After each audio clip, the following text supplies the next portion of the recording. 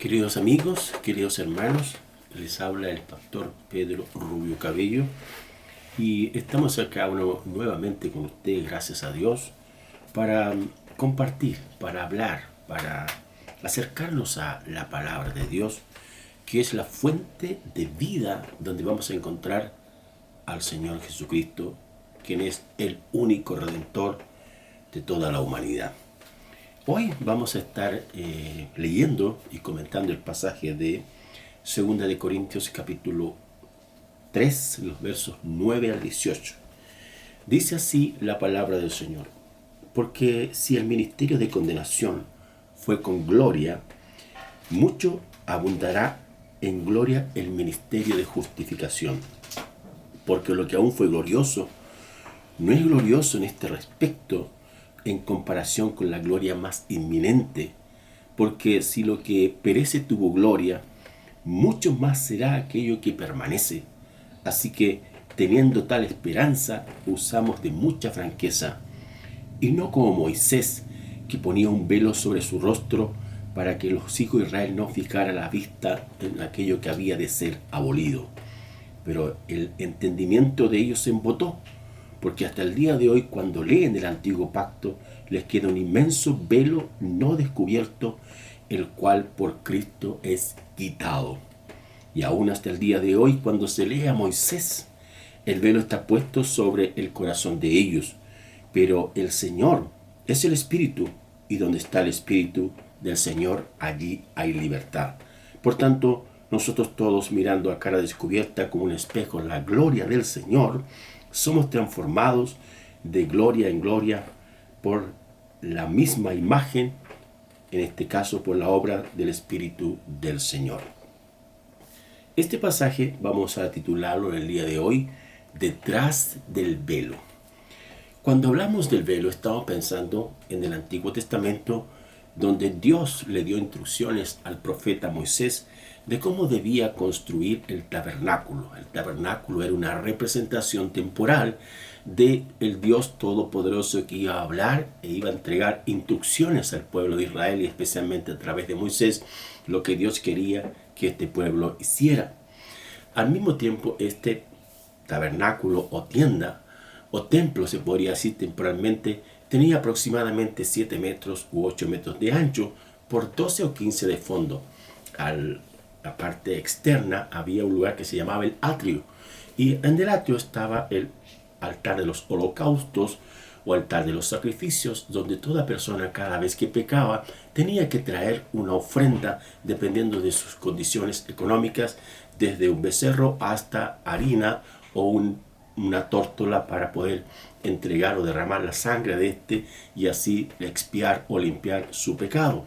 Intervenían los sacerdotes. Una vez que la persona se acercaba, había otro lugar al ingresar al tabernáculo, que era el lavacro, donde la persona se lavaba las manos, o bien el sacerdote se lavaba las manos. Dentro, un poco más adentro, estaba la mesa de los panes, el candelabro, pero luego había un velo o una cortina de separación entre el lugar santo y el lugar santísimo. Y en el lugar santísimo estaba el arca del pacto, donde en su interior estaba una porción del maná que Dios había provisto o se había actuado maravillosamente dándole pan al pueblo de Israel en su periodo o su proceso de peregrinación por el desierto.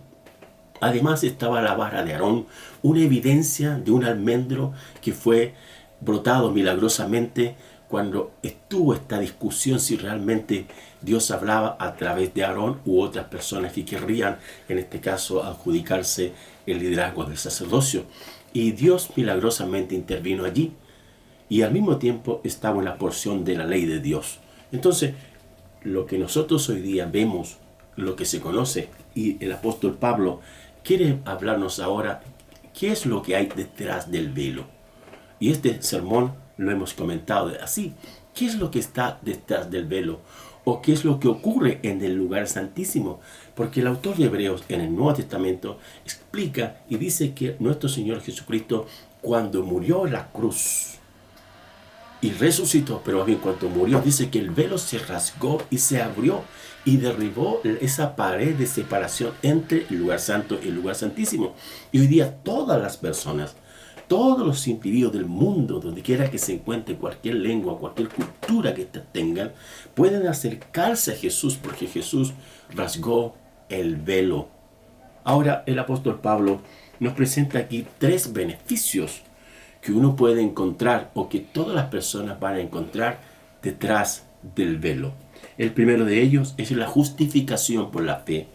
El versículo 9 del pasaje de 2 Corintios capítulo 3 dice así: pero si el ministerio de condenación fue con gloria, hablando de el pacto de la ley entregado por Dios a Israel, donde ellos nunca pudieron cumplirlo, mucho más abundará en gloria el ministerio de justificación.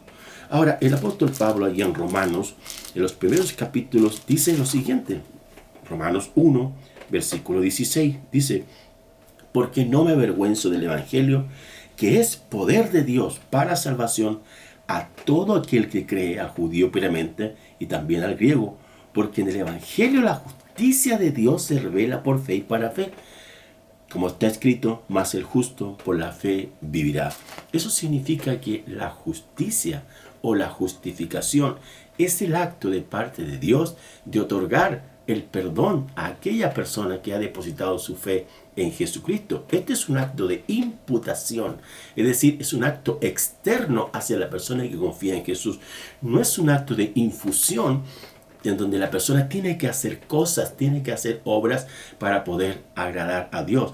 Ahí hay una diferencia teológica en cuanto a la doctrina católica romana apostólica y en cuanto a la doctrina bíblica teológica. La doctrina católica romana enseña que la persona a través de los sacramentos, es decir, a través de cumplir estos actos sagrados de acuerdo a su dogmática, la persona vendría a obtener el favor de Dios. Pero la doctrina bíblica teológica enseña por las epístolas que el hombre solo con confiar en Dios, solamente con acercarse a Jesucristo, Dios le va a otorgar la justicia de Dios. ¿Qué es la justicia de Dios? Es lo que el hombre necesita. ¿Qué necesita el pecador? El pecador necesita perdón. ¿Qué necesita el esclavo? El esclavo necesita salvación. Y la palabra del Señor enseña: por cuanto todos pecaron, están destituidos de la gloria de Dios. Por otro pasaje también dice que en Cristo Jesús está la salvación. Y todo aquel que invoca el nombre del Señor será salvo. Y ahí está la gran acción del Dios Todopoderoso, que detrás del velo está la justificación para todos los pecadores. En segundo lugar, hay esperanza detrás del velo. El versículo 12 dice: así que teniendo tal esperanza usamos con mucha franqueza la gran esperanza del Antiguo Testamento, que los escritores escribieron en forma sistemática, en forma progresiva, para apuntar al clímax de la revelación especial de parte de Dios, es Jesucristo el Señor. En el Antiguo Testamento los profetas escritores hablaron del Mesías. La palabra Mesías es una palabra hebrea, y en el Nuevo Testamento es la palabra Cristo, y que se refiere al ungido de Dios. Y en este caso el ungido, el Cristo, por el Dios Todopoderoso, es nuestro Señor Jesucristo, quien vino y murió por nosotros en la cruz. Entonces hoy día, cuando hablamos de la bendita esperanza o la gran esperanza, Él ya vino, Él ya estuvo aquí. Ahora está por medio de la iglesia, por medio del Espíritu Santo, por medio de su palabra, ya que Él es Dios Todopoderoso. El hecho de que usted se acerque al Señor, usted se acerca con esperanza. Y la esperanza también no nos avergüenza decir lo que creemos, lo que tenemos que hacer y decir, pero al mismo tiempo indica de que Dios, en cualquier momento de las situaciones más ambivalentes, críticas, conflictivas que nosotros pasamos los seres humanos en un mundo de pecado, en un mundo imperfecto, podemos tener esperanza de que Dios puede intervenir, que si clamamos al Señor, si buscamos la ayuda del Señor, Él puede intervenir, porque para Dios no hay nada imposible, y para el que cree en el Señor, nada es imposible. Entonces, la esperanza es lo que nosotros debemos tener cada día, en el Señor, Vivimos tiempos críticos a nivel de pandemia en el mundo, pero debemos tener esperanza de que Dios está en su trono y que el mundo está bajo sus manos y que no hay ninguna cosa que suceda que haga perder el control al Dios de todo. En tercer lugar, detrás del velo hay libertad. En el versículo 17 dice el pasaje, porque el Señor es el Espíritu, y donde está el Espíritu del Señor, allí hay libertad. Ahora, esta palabra libertad es la palabra griega aletheia, y aletheia tiene que ver con la verdad misma de Dios. Cuando hablamos de la verdad del Señor, también tenemos que pensar que el mismo Señor, allá en Juan, capítulo 8, versículos 31 y 32, habla Jesús a las personas de su tiempo, le dice, conocerá la verdad y la verdad les hará libres. Esta discusión con los escribas y fariseos acerca de qué era la verdad, ellos tenían un concepto muy abstracto acerca de la verdad, pero Jesús dice, yo soy la verdad. Recuerden Juan 14, 6, yo soy el camino, yo soy la verdad, yo soy la vida. Es decir, la verdad es más que un concepto, es la persona misma de Jesús.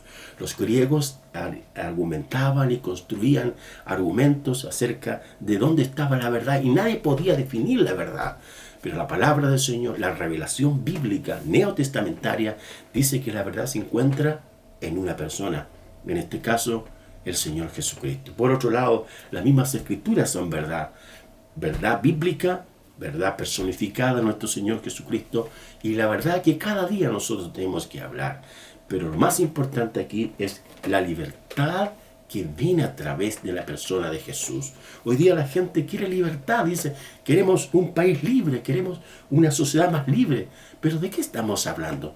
No quieren reglas, no quieren mandamientos, no quieren instrucciones. En el fondo lo que están pidiendo es hacer lo que se les dé la gana, hacer lo que ellos quieran, lo que sus impulsos, sus deseos bajos, oscuros, a veces quieren materializarlos.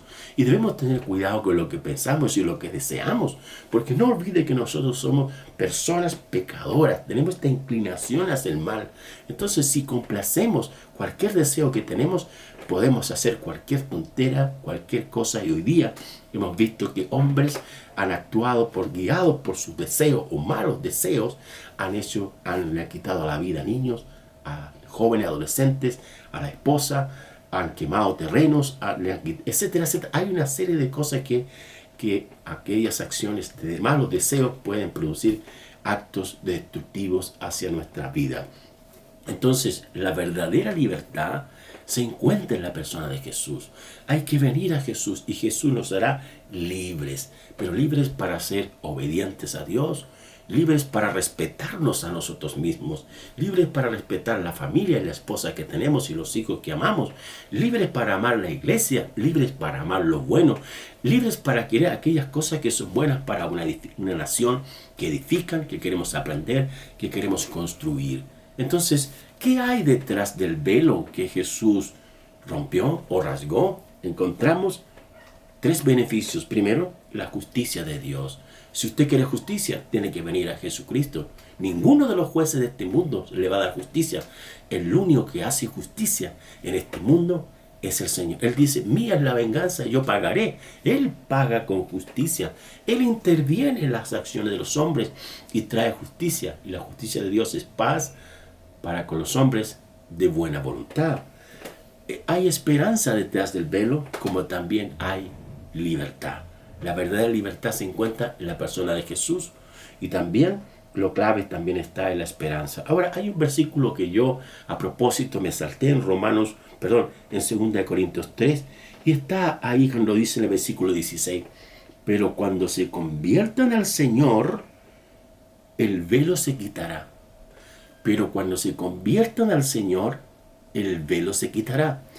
La conversión es la transformación que viene a través del arrepentimiento. El arrepentimiento tiene que ver con que yo cambie mi mente y mi corazón y mi deseo para hacer lo bueno. Es dar el giro de 180 grados y entregar mi vida a nuestro Señor. Vamos a orar. Padre, en el nombre de Jesús te damos gracias como siempre, sabiendo que la obra que tú hiciste en la cruz del Calvario, tu muerte en la cruz del Calvario, Señor, hizo que el velo se rasgara y esa separación que había entre el lugar santo y el lugar santísimo hoy día está expedita. Pero tenemos que tener siempre en mente que tú eres el camino, que tú eres la verdad, que tú eres la vida y que detrás del velo están tus beneficios para todos nosotros y para toda la humanidad quien desee convertirse al Señor de corazón, rendirse al Señor totalmente para hacer tu buena voluntad. Muchas gracias te damos, Padre, en el nombre precioso de Jesús. Amén.